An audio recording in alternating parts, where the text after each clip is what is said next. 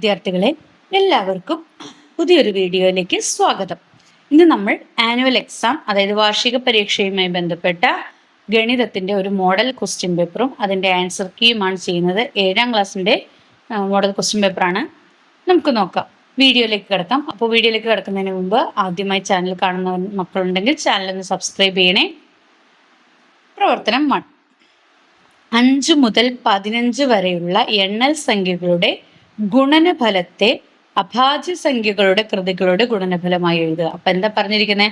5 മുതൽ 15 വരെയുള്ള എണ്ണൽ സംഖ്യകളുടെ ഗുണനഫലത്തെ അഭാജ്യ സംഖ്യകളുടെ കൃതികളുടെ ഗുണനഫലമായി എഴുതാനാണ് പറഞ്ഞിരിക്കുന്നത്. നമ്മൾ എങ്ങനെ എഴുതുക? അപ്പൊ 5 മുതൽ 15 വരെ നിങ്ങൾ എന്ത് ചെയ്യണം? ഗുണിക്കണം, മൾട്ടിപ്ലൈ ചെയ്ത് എഴുതാം. അപ്പൊ 5 × 6 7 × 8 × 9 × 10 × 11 × 12 × 13 × 14 × 15 അവിടം വരെ നമ്മൾ എഴുതുക. അതിനുശേഷം നോക്കി 5 1 × 5 5 അല്ലേ? 5 6 × 6 നമുക്ക് എങ്ങനെയാണ്? 2 × 3 ആണ് എന്ത്? 6 1 7 8 നമുക്ക് എങ്ങനെ എഴുതാം? 2 × 2 4 4 × 2 8 അല്ലേ? 4 × 2 8. അടുത്തതോ 9 കിട്ടണമെങ്കിൽ 3 × 3 9. 5 × 2 എത്രയാണ്? 5 × 2 10. പിന്നെ 11 തന്നെ. ഇൻറ്റു 12 കിട്ടണമെങ്കിൽ 2 × 2 4 4 × 3 ആണ് എന്ത്? 12. അപ്പോൾ ഇതാണ് എന്തിൽ വരിക? 12ൽ വരിക. 13 തന്നെ എടുത്ത് എഴുതി. ഇനി അടുത്തത് എത്രയാണ്? 14 14 2 × 7 14. അടുത്ത് 15 3 × 5 50. അങ്ങനെ എഴുതി. ഇതിനു ശേഷം നമ്മൾ എന്താ ചെയ്യേണ്ടത്? 5 ആദ്യത്തെ നമ്പർ 5 അവിടെ എടുത്ത് എഴുതി. പിന്നെ 2 × 3 2 × 3. പിന്നെ 7 എടുത്ത് എഴുതി. 2 എത്ര ഉണ്ട്? 2⁻3 അല്ലേ? 3 2⁻3 × 3⁻2 3 എത്ര എണ്ണമാണ്? 3⁻2. അടുത്ത് 5 × 2 അങ്ങനെ തന്നെ എഴുതി. 11 അങ്ങനെ തന്നെ എഴുതി. അടുത്തതിലോ 2⁻2 2 2 ആണുള്ളത്. 2⁻2 × 3. ഇനി അടുത്തത് 13 അങ്ങനെ തന്നെ എഴുതി. 2 × 7 3 × 5. ഇതിന് ശേഷം നോക്കൂ, ഇതിന് ശേഷമാണ് നമ്മൾ എന്ത് ചെയ്യുക? നോക്കൂ, അടുത്തത് നോക്കൂ. 2 × ആദ്യത്തേല് 2 × 3 2 × ഒരു 2 ഉള്ളൂ. അടുത്തതിലോ 2⁻3 എല്ലാം ഒരുപോലെ 2⁻3. അടുത്തതിൽ 2 × ഒരു 2 എടുത്തു × 2⁻2 ഇൻറ്റു അടുത്തതിൽ എത്ര? ഒരു 2 എല്ലാം കോമൺ ആക്കി എടുത്ത് എഴുതി. ഇൻറ്റു അടുത്തത് എത്രയാണ്? 3 എടുക്കുക. 3 എടുക്കുമ്പോൾ നമുക്ക് 3 ഇൻറ്റു അടുത്തതിലോ 3⁻2 ഇൻറ്റു അടുത്തതിൽ ഒരു 3 ഇൻറ്റു അടുത്തതിൽ ഒരു 3 ഇൻറ്റു അടുത്ത് ഇനി അടുത്ത നമ്പർ 2 കഴിഞ്ഞ് 3 കഴിഞ്ഞ് ഇനി അടുത്ത ഏതാ ഉള്ളത്? 5 ആണ്. 5 നമുക്ക് 5 ഇൻറ്റു ഏതാണ്? 5 സോറി ഇതല്ല 5 × 5 അപ്പോൾ 3 5 ഇൻറ്റു 7 നോക്കൂ. അടുത്ത 7 ആണ്. 1 2 7 × 7. പിന്നെ ഉള്ള നമ്പേഴ്സ് ഏതൊക്കെയാണ്? 11 13 ആണ്. 11 × 13.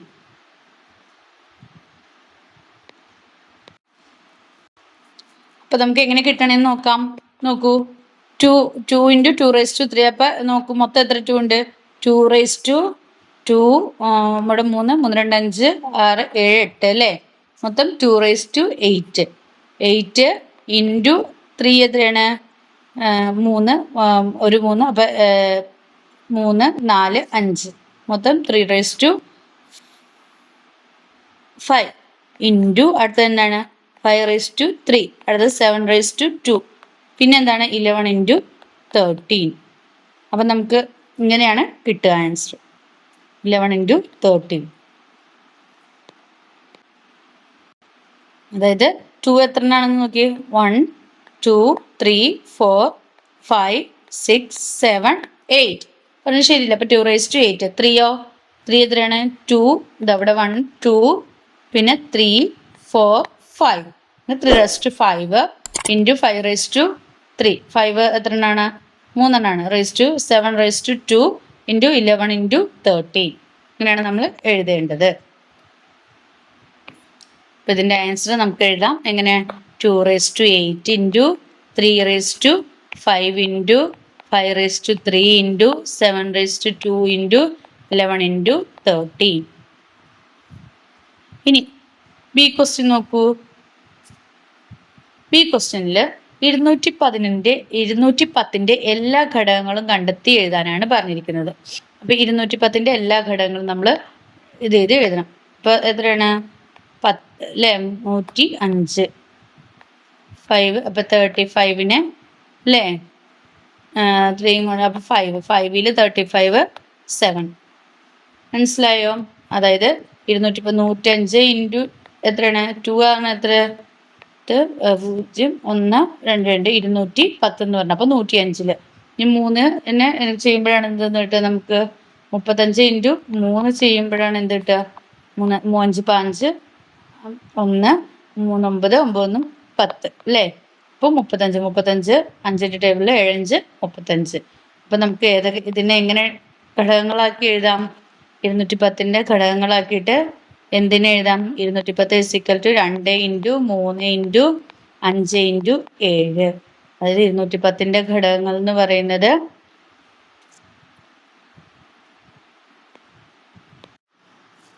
210ന്റെ ഘടകങ്ങൾ ഏതൊക്കെയാണ്? 1 2 3 5 7 6 10 14 15 21 35 30 42 70 105 210.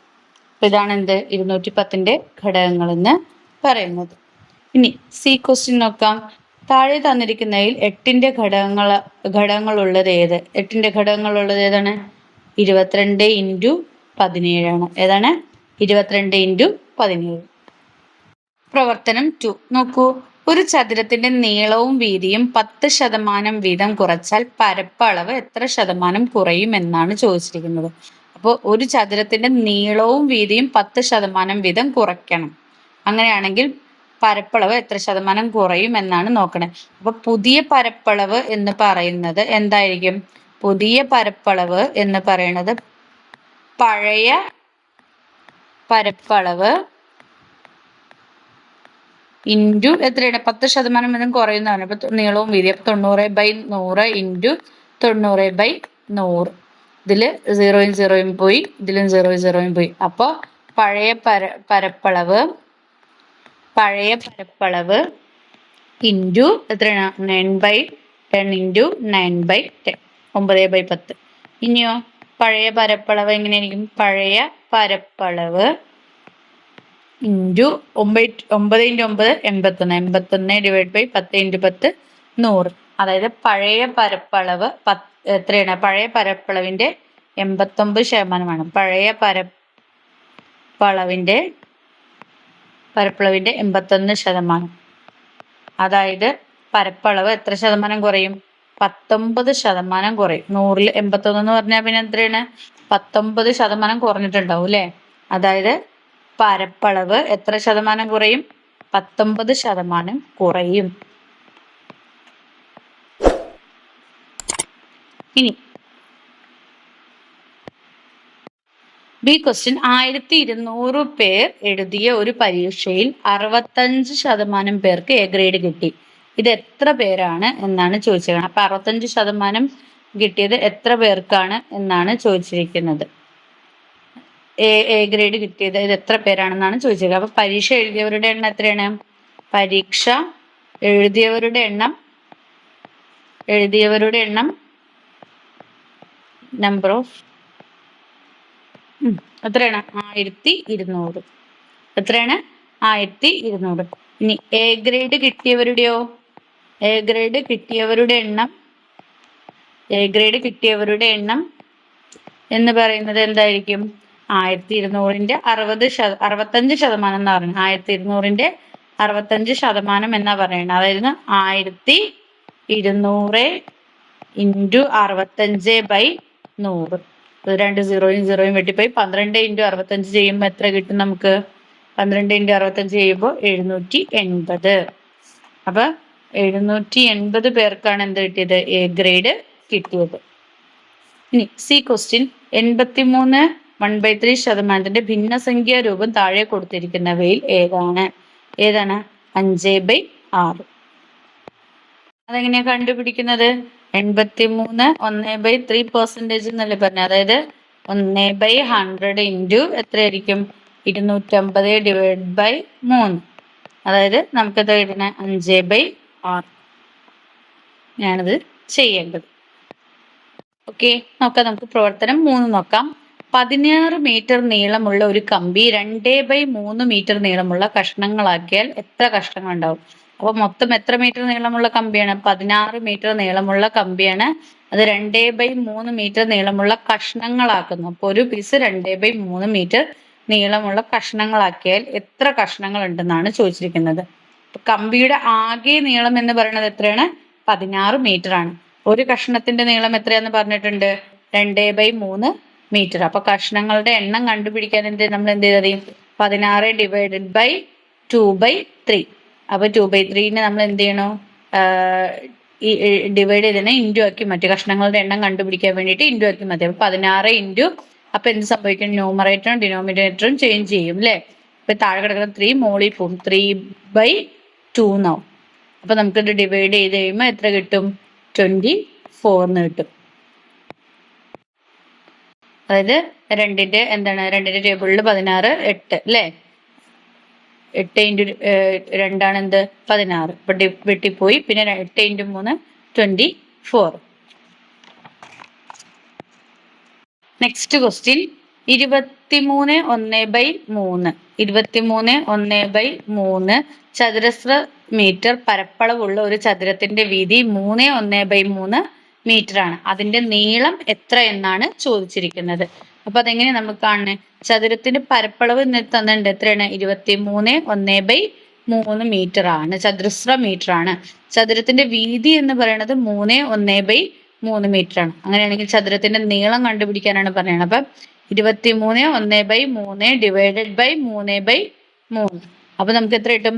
മിക്സഡ് ഫ്രാക്ഷനോ സിമ്പിൾ ഫ്രാക്ഷനിലേക്ക് മാറ്റുമ്പോൾ എത്രയാണ്? 23 1/3. അതിനെ 23 ഇൻറ്റു 3 എന്ന് പറഞ്ഞാൽ എത്രയാണ്? 23 into 3 3 into 3 9 2 into 3 69.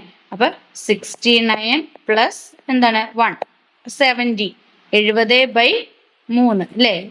70/3 divide by, ഇവിടെ അങ്ങനെ തന്നെ 3 ഇൻറ്റു 3 9 9 പ്ലസ് 1 10 10/3. അപ്പൊ 70/3 ഡിവൈഡഡ് ബൈ 10/3. അപ്പൊ നമുക്ക് എന്ത് കിട്ടും? ഇനി ഇൻറ്റു ചെയ്യണം അല്ലേ? മാറ്റിയിട്ട് ഇൻറ്റു ചെയ്യുന്ന സമയത്ത് എങ്ങനെ വരും? 70 ഡിവൈഡ് ബൈ 3 ഇൻറ്റു ഇതിനെ നമുക്ക് ചേഞ്ച് ചെയ്യാം അല്ലേ? 10 താഴേക്കും പോയി 3 മുകളിലേക്കും വന്നു. അപ്പൊ നമുക്ക് 3 വെട്ടിപ്പോയി. ഇവിടുത്തെ 0 വെട്ടിപ്പോയി. പിന്നെ എത്രയുള്ളൂ?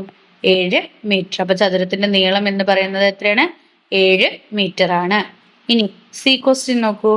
ചുവടെ തന്നിരിക്കുന്നവയിൽ ഒന്നിന് തുല്യമല്ലാത്തത് ഏതാണെന്ന് ചോദിച്ചിരിക്കുന്നത്. 3 ഇൻറ്റു 1/3 ഒന്നിന് തുല്യമല്ലാത്തത് ഏതാണെന്നാണ് ചോദിച്ചത്. അപ്പോൾ എന്താണ്? 1 കിട്ടും അല്ലേ? 1/2 ഇൻറ്റു 2/3 1/3 ഇൻറ്റു 3/5 2/5 ഇൻറ്റു എത്രയാണ്? 5/2. അപ്പൊ ഇത് തുല്യം അല്ലാത്തത് ഏതാണെന്നാണ് ചോദിച്ചിരിക്കുന്നത്. തുല്യമല്ലാത്തത് ഏതാണ്? 1/3 ഇൻറ്റു എന്താണ്? 3/5. 1/3 ഇൻറ്റു 3/5. ഒന്നിന് തുല്യമല്ലാത്തത് ഏതാണ്? 1/3 ഇൻറ്റു 3/5. പ്രവർത്തനം 4 നമുക്ക് നോക്കാം. കലണ്ടറിൽ അടുത്തടുത്തുള്ള 4 സംഖ്യകൾ വരുന്ന ഒരു സമചതുരം വരച്ചിരിക്കുന്നു. ഈ 4 സംഖ്യകളുടെയും തുക 4ന്റെ ഗുണിതം ആകുന്നതിന്റെ കാരണം ബീജഗണിതം ഉപയോഗിച്ച് വിശദീകരിക്കുക. അപ്പൊ ബീജഗണിത രൂപത്തിലേക്ക് ആക്കാനാണ് പറഞ്ഞിരിക്കുന്നത്.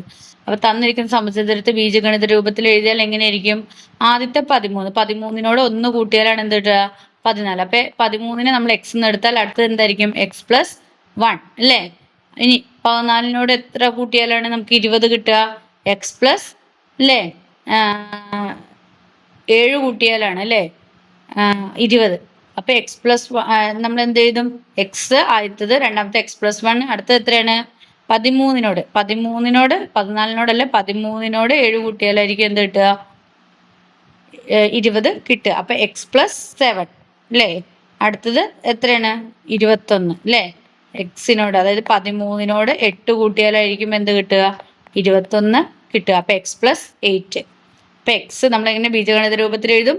X, x+1, x+7, x+8. ഇനി ഈ സംഖ്യകളുടെ തുക എന്ന് പറയുന്നത് എങ്ങനെയായിരിക്കും?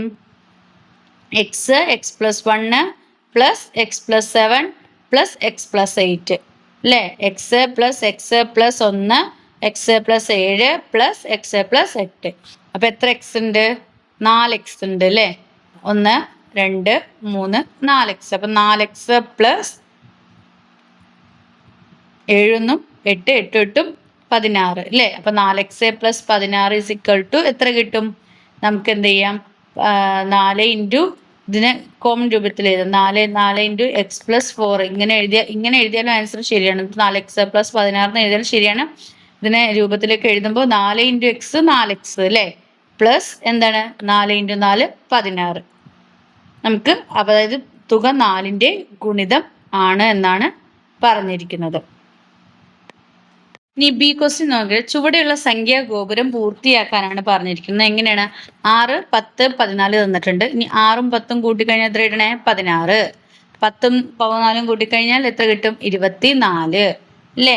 ഇനി 16ഉം പ്ലസ് 24 കൂട്ടിയാൽ നമുക്ക് എത്ര കിട്ടും? 40. അപ്പൊ ഇങ്ങനെ പൂർത്തിയാക്കാനാണ് പറഞ്ഞിരിക്കുന്നത്. പിന്നെ പറഞ്ഞിരിക്കുന്നത് സി ക്വസ്റ്റ്യൻ, രണ്ടക്ക സംഖ്യകളുടെ എല്ലാം പൊതുവായ ബീജഗണിത രൂപം ഏതാണ്? അപ്പൊ രണ്ടക്ക സംഖ്യകളുടെ എല്ലാം പൊതുവായ ബീജഗണിത രൂപം അതായത് 11 12 13 ഇതിന്റെയൊക്കെ പൊതുവായ ബീജഗണിത രൂപം ഏതാണെന്നാ ചോദിച്ചേക്കണേ. ഏതാണ്? 10m പ്ലസ് n എന്ന് പറയണതായിരിക്കും അല്ലേ? അതായത് 10m പ്ലസ് n എന്ന് പറയണതായിരിക്കും. അപ്പൊ 10 ഇൻറ്റു 1 പ്ലസ് എന്താണ് 1 എന്ന് പറഞ്ഞാൽ എന്താണ്? 11 അല്ലേ? അപ്പൊ ഏതാണ്? 10m പ്ലസ് n എന്ന് പറയുന്നതാണ് എന്ത്? ഇതിന്റെ ബീജഗണിത രൂപം. അതായത് ഇങ്ങനെ 10 ഇൻറ്റു 1 പ്ലസ് 1 11 അല്ലേ? 10 ഇൻറ്റു 1 11 10 പ്ലസ് 2 12. അപ്പൊ പൊതുവായ ബീജഗണിത രൂപം എന്ന് പറഞ്ഞാൽ 10m പ്ലസ് n ആണ്. രണ്ടക്ക സംഖ്യകളുടെ എല്ലാം പൊതുവായ ബീജഗണിത രൂപം ഇതാണ്. പ്രവർത്തനം 5 നോക്കാം നമുക്ക്. നോക്കൂ മക്കളെ, ചുവടെ തന്നിരിക്കുന്ന ത്രികോണത്തിന്റെ പരപ്പളവ് കാണുക എന്നാണ് പറഞ്ഞിരിക്കുന്നത്. ഇതാണ് ത്രികോണം തന്നിരിക്കുന്നത്. ഇത് എത്രയാണ്? 90 ഡിഗ്രി ആണ് അല്ലേ? 3 സെന്റിമീറ്റർ ആണ്. വശങ്ങളുടെ നീളം 3 സെന്റിമീറ്റർ ആണ്. അങ്ങനെയെങ്കിൽ നമ്മളോട് എന്ത് കാണാനാണ് പറഞ്ഞിരിക്കുന്നത്? ത്രികോണത്തിന്റെ പരപ്പളവ് കാണുക എന്നാണ് പറഞ്ഞിരിക്കുന്നത്. അപ്പൊ ത്രികോണത്തിന്റെ ഒരു വശത്തിന്റെ നീളം എത്രയാണ്? ഒരു വശത്തിന്റെ നീളം 3 ആണ്. ഇത് എത്രയാണ്? 3 ആണ്. അപ്പൊ ഒരു വശത്തിന്റെ നീളം മൊത്തം 3 പ്ലസ് 3. ഇവിടം തൊട്ട് ഇവിടം വരെയുള്ള ലെങ്ത് എന്ന് പറയുന്നത് എത്രയാണ്? 6 സെന്റിമീറ്റർ ആണ്. ത്രികോണത്തിന്റെ ഉയരം എന്ന് പറയുന്നത് എത്രയാണ്? 3 സെന്റിമീറ്റർ. ഹൈറ്റ് എന്ന് പറയുന്നത് 3 സെന്റിമീറ്റർ. ലെങ്ത് എന്ന് പറയുന്നത് എത്രയാണ്? 6 സെന്റിമീറ്റർ. അപ്പൊ ത്രികോണത്തിന്റെ പരപ്പളവ് കാണാൻ നമ്മൾ എന്ത് ചെയ്താൽ മതി? 6 ഇൻറ്റു 3/2 അല്ലേ? 6 into 3 divided by 2. 6 into 3 divided by 2. അപ്പൊ 6 18/2 എത്രയാണ്? 9 ചതുരശ്ര സെന്റിമീറ്റർ. ത്രികോണത്തിന്റെ പരപ്പളവ് 9 ചതുരശ്ര സെന്റിമീറ്റർ ആണ്. ഇനി വശങ്ങളുടെ നീളം 3 സെന്റിമീറ്റർ 4 സെന്റിമീറ്റർ 6 സെന്റിമീറ്റർ ആയ ഒരു ത്രികോണം വരയ്ക്കുക. ഇതേ പരപ്പളവുള്ള മറ്റു ത്രികോണം വരയ്ക്കുക എന്നാണ് പറഞ്ഞിരിക്കുന്നത്. ഈ രീതിയിലാണ് നിങ്ങൾ വരയ്ക്കേണ്ടത്. നീളം 6 സെന്റിമീറ്ററും 3 സെന്റിമീറ്ററും 4 സെന്റിമീറ്ററും തന്നിട്ടുണ്ട്.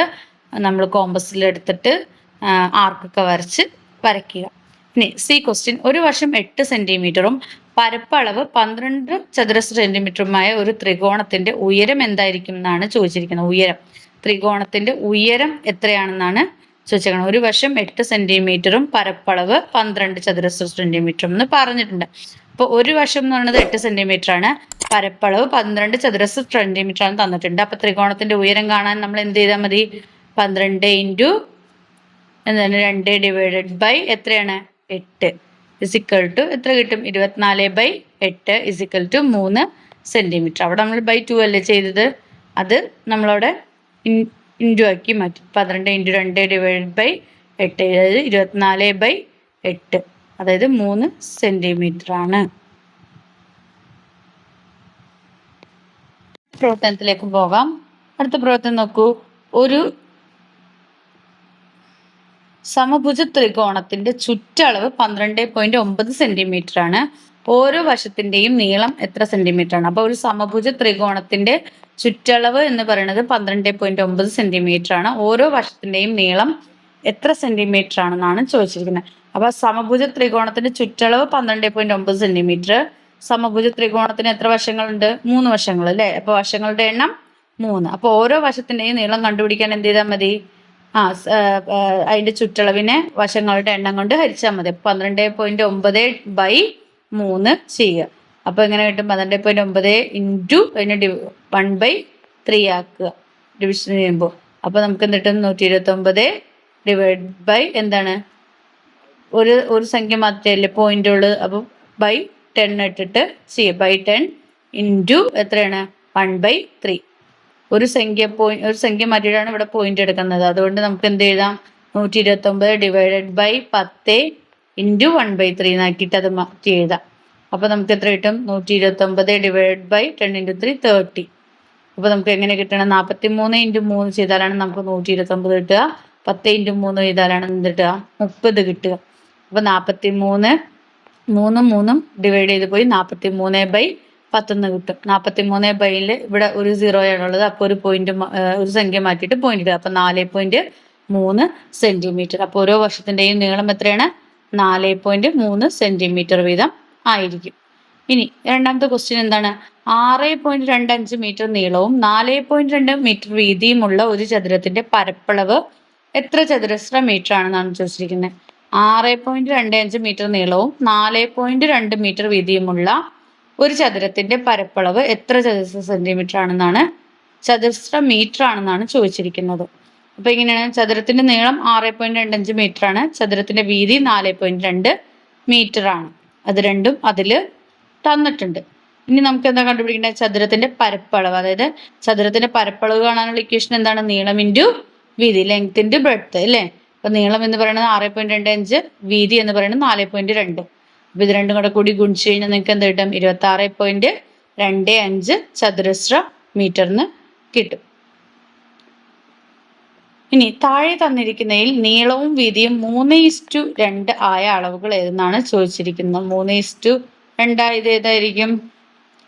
നീളം 6 സെന്റിമീറ്ററും വീതി എത്ര ആയിരിക്കണം? 4 സെന്റിമീറ്ററും അല്ലേ? 6:4 നല്ലേ? 2 2 4 3 2 6 2 2 4 3:2 ആവണമെങ്കിൽ നീളം 6 സെന്റിമീറ്ററും വീതി 4 സെന്റിമീറ്ററും ആയിരിക്കണം. അടുത്ത പ്രവർത്തനം നമുക്ക് നോക്കാം. ഒരു ക്ലാസ്സിലെ കുട്ടികളിൽ 25% പേർക്ക് കണക്ക് പരീക്ഷയിൽ എ ഗ്രേഡും 40% പേർക്ക് ബി ഗ്രേഡും 20% പേർക്ക് സി ഗ്രേഡും ബാക്കിയുള്ളവർക്ക് ഡി ഗ്രേഡും കിട്ടി. ഈ വിവരങ്ങൾ കാണുന്ന ഒരു വൃത്തചിത്രം വരയ്ക്കാനാണ് പറഞ്ഞിരിക്കുന്നത്. ഇതിൽ ഏറ്റവും കൂടുതൽ കിട്ടിയേക്കുന്നത് ആർക്കാണ്? ബി ഗ്രേഡ് ആണ് 40% പേർക്കും കിട്ടിയിരിക്കുന്നത്. അപ്പോൾ നമ്മൾ ഇത് ഓരോന്നും നോക്കി ഒരു ടേബിൾ ആക്കി മാറ്റിയിട്ട് നമ്മൾ എന്ത് ചെയ്യണം? അതിന്റെ അളവുകൾ വച്ചിട്ട് ഒരു വൃത്തം വരയ്ക്കാനാണ് പറഞ്ഞിരിക്കുന്നത്. അതിൽ എ ഗ്രേഡ് കിട്ടിയാണ് 25% പേരാണ്. അപ്പോൾ ആ വൃത്തത്തിലെ കേന്ദ്രത്തിന്റെ അളവ് കണ്ടുപിടിക്കാൻ നമ്മൾ എന്ത് ചെയ്താൽ മതി? 360 ഇൻറ്റു അല്ലേ? ടോട്ടൽ എത്രയാണ്? 360 ഡിഗ്രിയാണ്. 360 ഇൻറ്റു 25 ഡിവൈഡ് ബൈ 100 ചെയ്യുക അല്ലേ? 0 0 വെട്ടിപ്പോയി. പിന്നെ നമ്മൾ ചെയ്യുമ്പോൾ നമുക്ക് എത്ര കിട്ടും? 90. എത്രയാണ് കേട്ടാ? 90 അല്ലേ? ഇനിയോ അടുത്തത് ബി ഗ്രേഡ് കിട്ടിയാണ് 40% പേരാണ്. അപ്പോൾ 360 ഇൻറ്റു 40/100. അപ്പൊ ഇങ്ങനെ വെട്ടിപ്പോകുമ്പോൾ നമുക്ക് എത്ര കിട്ടും? 144 ഡിഗ്രി. അടുത്തത് സി 20% 360 ഇൻറ്റു 20/100. ഇപ്പൊ 72 ഡിഗ്രി കിട്ടും. ഡി ചെയ്യുമ്പോൾ 15% 360 ഇൻറ്റു 15/100. അപ്പൊ 54 ഡിഗ്രിയാണ്. അപ്പൊ വൃത്തത്തിലെ കേന്ദ്രത്തിന്റെ അളവുകളാണ് ഈ തന്നിരിക്കുന്നത് അല്ലെ ഓരോന്നിന്റെയും. അപ്പോൾ നമ്മൾ ഒരു വൃത്തം വരച്ചിട്ട് എന്ത് ചെയ്യണം? 90%, അതായത് നമുക്ക് അല്ലേ ഇതാ ഇങ്ങനെ വരുന്നതാണ് എന്ത്? 90%. 90% എ ഗ്രേഡ് ആയിരിക്കും. 144 ഡിഗ്രി എന്തായിരിക്കും? ബി ഗ്രേഡ് ആയിരിക്കും. 54 ഡിഗ്രി എന്തായിരിക്കും? ഡി ഗ്രേഡ് ആയിരിക്കും. 72 ഡിഗ്രി സി ഗ്രേഡ് ആയിരിക്കും. അപ്പൊ ഇങ്ങനെയാണ് വൃത്തചിത്രം വരയ്ക്കേണ്ടത്. അപ്പോൾ ഗണിതം സംബന്ധിച്ച മോഡൽ ക്വസ്റ്റ്യൻ പേപ്പർ ഇത്രയൊക്കെയാണുള്ളത്. മക്കൾക്ക് ഈ വീഡിയോ ഇഷ്ടമായെങ്കിൽ ലൈക്ക് ചെയ്യുക, ഷെയർ ചെയ്യുക. അതുപോലെ ചാനൽ ആദ്യമായി കാണണമെന്നുണ്ടെങ്കിൽ ചാനൽ ഒന്ന് സബ്സ്ക്രൈബ് ചെയ്യണേ. Then see you again. Thank you.